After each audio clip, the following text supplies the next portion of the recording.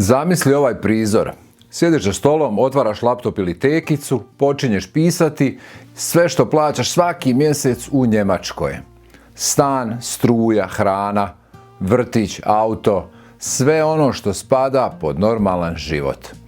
I kad podvučeš crtu, ostaneš zabezeknut.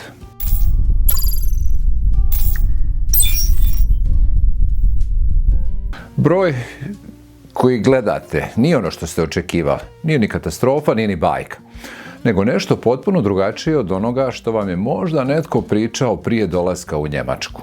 U ovom videu proći ćemo tu računicu zajedno, euro po euro, bez uljepšavanja, na kraju ćete sami procijeniti je li Njemačka san, realnost ili nešto između. Prije nego krenemo, važno je reći ovo. Ovo je model, jedan konkretan model, realan scenarij koji služi kao orijentacija. Nije vaša osobna situacija i ne tvrdim da jeste. Netko plaća manje stanarine jer je stan našao prije 10 godina ili živi izvan centra, negdje možda i na selu. Netko plaća više jer ima 3 djece i živi u skupljoj gradskoj četvrti. Netko nema auto, netko ima 2. Sve to postoji i sve to mijenja računicu. Tako da, oprezno sa komentarima. Ovdje postavljamo okvir za život za 4-članu obitelj u Minhenu, jednom od najskupljih gradova u Europi, da imate konkretnu polaznu točku, a ne maglovite priče i zaobljene procjene. Ako su vaše brojke drugačije, pišite ih u komentarima. Upravo zbog toga ova tema ima smisla. Scenarij je jednostavan. 4-člana obitelj, 2 odraslih i 2 djece. Lokacija Minhen. Zašto baš Minhen? Ako razumijete matematiku ovdje, razumijet ćete ju bilo gdje. Krenimo od novca koji ulazi. Zaboravite bruto iznose iz oglasa, sad nas zanima samo neto. Ono što stvarno sjedne na račun. Jedan roditelj radi kao kvalificirani radnik, recimo električar ili medicinski tehničar, s plaćom od oko 4600 eura bruto. Drugi radi na pola, recimo, radnog vremena, takozvani midi job, i zarađuje 1600 eura bruto. Zajedno to je 6240 eura bruto. Nakon poreza, doprinosa za obitelj s 2 djece u poreznim klasama 3 i 5, koje naši najčešće uzimaju, i to u ovakvom slučaju ostaje 4350 eura neto. Na to dolazi Kindergeld, dječji doplatak, koji je u ovoj 2026. godini 259 eura po djetetu. Za 2 djece to je 518 eura, neoporezivo direktno na račun. Ukupan mjesečni prihod je 4868 eura. Zvuči solidno. Jeste solidno, ali sad kreće stvarna računica. Prva i najveća stavka je stanovanje. Za 4-članu obitelj treba vam stan od barem 3 sobe, nekih 80 kvadrata. U Minhenu takozvana topla stanarina, varmite s grijanjem i vodom, za normalan stan u pristojnom kvartu realno iznosi oko 1900 eura. Možete naći za 1500, ali i za 2200, 300, ovisi. Ali evo, uzet ćemo taj neku sredinu od 1900 eura. Nije centar, nije luksuz, ali nije ni rupa. Normalan stan za normalan obiteljski život. Stanje na računu 4868 eura minus 1900 eura ostaje 2968 eura. Zatim dolaze režije. Ono što topla stanarina ne pokriva. Struja se gotovo uvijek plaća odvojeno, za 4-članu obitelj realno je računati oko 150 eura mjesečno. Internet i 2 mobilna ugovora neka budu oko 80 eura.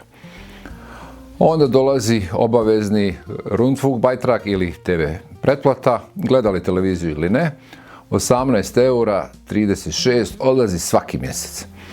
Stanje na računu 2968 eura minus 248,36 eura ostaje 2719,64 eura. Sad dolazi hrana i drogerija. Lidl i Aldi jesu povoljniji nego mnogi misle, ali ovdje govorimo o 3 obroka dnevno za 4 osobe svaki dan u mjesecu. Bez pretjerivanja realan trošak hrane je oko 700 eura. Drogerija, pelena ako su djeca manja, higijena, deterdženti, kemija i sve ono što nestaje iz kuće brže nego što pomislite, neka bude još 100 eura. Stanje na računu 2719,64 eura minus 800 eura ostaje 1919,64 eura. Prijevoz je sljedeći. Obitelj s malom djecom rijetko mogu potpuno živjeti bez auta. Jedan prosječan obiteljski auto znači osiguranje od otprilike 70 eura, porez oko 20 eura, gorivo oko 200 eura, fond neki za održavanje oko 50 eura. To je ukupno 340 eura. Ovdje nismo uračunali kredit za taj auto ili financiranje ili leasing. Znači bez toga. Alternativa je Deutschland Ticket koji od 2026. godine košta 63 eura po osobi, što bi za dvoje roditelja bilo 126 eura. Logična opcija ako imate dobru liniju do posla, ali za obitelj auto često ipak ostaje potreba. Ajmo uzeti jednu realnu kombinaciju. Manji auto za nuždu i javni prijevoz za svakodnevnicu. Računajmo oko 250 eura. Stanje na računu 1919,64 eura minus 250 eura ostaje 1669,64 eura. Vrtić je stavka o kojoj se premalo govori. U Bavarskoj vrtić nije ni izbliza besplatan kao u nekim drugim saveznim državama. S uključenom hranom, subvencije, za dvoje djece vrlo realno dolazite do brojke od oko 400 eura mjesečno. Stanje na računu 1669,64 eura minus 400 eura ostaje 1269,64 eura. I onda dolaze sitnice koje zapravo nisu sitnice. Haftpflichtversicherung, takozvano osiguranje od odgovornosti. U Njemačkoj je gotovo obvezno ga imati. Srećom nije skupo, možemo ga računati od 5 eura mjesečno. Odjeća i obuća, posebno kad imate djecu, ne mogu biti nula. Djeca rastu, jakne postaju male, tenisice se potroše, uvijek nešto treba. Realan prosjek za obitelj, pa neka bude 100 eura. Slobodno vrijeme također postoji. Kino, sladoled, kava s prijateljima, dječji sport, izlet vikendom. Skromno, ali realno 150 eura. Pokloni, neki neočekivani troškovi, jer uvijek neko ima rođendan, uvijek nešto iskrsne, dodajmo još 50 eura na to. Stanje na računu 1269,64 eura minus 305 eura ostane 964,64 eura. Krenuli smo s 4868 eura. Dobra cifra, platili smo stan, struju, internet, TV pristojbu, hranu, drogeriju, prijevoz, vrtić, osiguranje, odjeću, slobodno vrijeme i neke osnovne neplanirane troškove. Ostalo je 964 eura. Zaokružit ću. To je vaša sigurnosna mreža, štednja, godišnji odmor, kvar na autu, neplanirani troškovi, put kući, sve ono što ne dolazi svaki mjesec, ali tijekom godine sigurno dođe. Potpora obitelji, put, popravak, uvijek se pojavi nešto. I kad to rasporedite kroz 12 mjeseci, taj iznos više ne izgleda isto. Znači, manje od 1000 eura ostaje od skoro 5000 eura mjesečno. Sad je pravo pitanje, je li to dobro ili loše? S jedne strane, obitelj nije u minusu. Ima krov nad glavom, djeca idu u vrtić, hrana nije upitna. Računi se plaćaju. To je stabilan život, to nije malo. Mnogi ljudi bi takvu stabilnost odmah prihvatili. S druge strane, taj ostatak ne ostavlja previše prostora za opuštanje.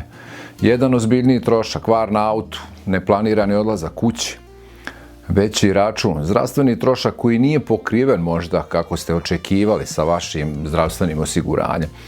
I taj jastuk, balon, kako god hoćete, se vrlo brzo istopi. Život u Njemačkoj s prosječnim primanjima nije onaj stari gastarbajterski san u kojem se svaki mjesec šalju velike svote kući i paralelno gradi kuće. To je solidan, uređen, funkcionalan život, ali financijski pritisak je stalno prisutan. Samo u drugačijem obliku nego što su mnogi navikli. Može se živjeti, može se čak dobro živjeti ako ste disciplinirani. Ako nemate prevelike dugove i ako znate planirati. Ali nije onako kako su mnogi pričali o tome. Mnogi rade te dodatne poslove, ali to ostaje, neka svako odluči o tome kako želi da rasporedi kvalitetu svog života i vremena. Da li želi da radi 2-3 posla. U ovom primjeru, ponavljam, uzeli smo jedan ogledni primjerak, pa se vi prilagodite prema njemu. I zato je važno znati ove brojke unaprijed. Ne da bi vas obeshrabrile, nego da ne dođete s pogrešnom slikom. Njemačka može biti dobra odluka, ali samo ako razumijete računicu. Ovo je bila jedna računica za jedan scenarij u jednom gradu. Vaša može biti potpuno drugačija i to je poanta priče. Napišite mi u komentarima u kojem ste gradu, koliko plaćate stanarinu, koliko vama ostane na kraju mjeseca, ako želite.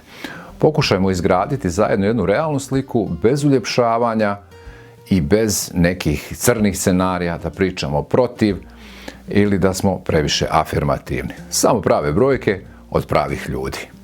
Ako vam je ovo bilo korisno, podijelite s nekim ko razmišlja o dolasku u Njemačku ili možda i odlasku. Možemo uštedjeti puno iznenađenja. Vidimo se u sljedećem videu.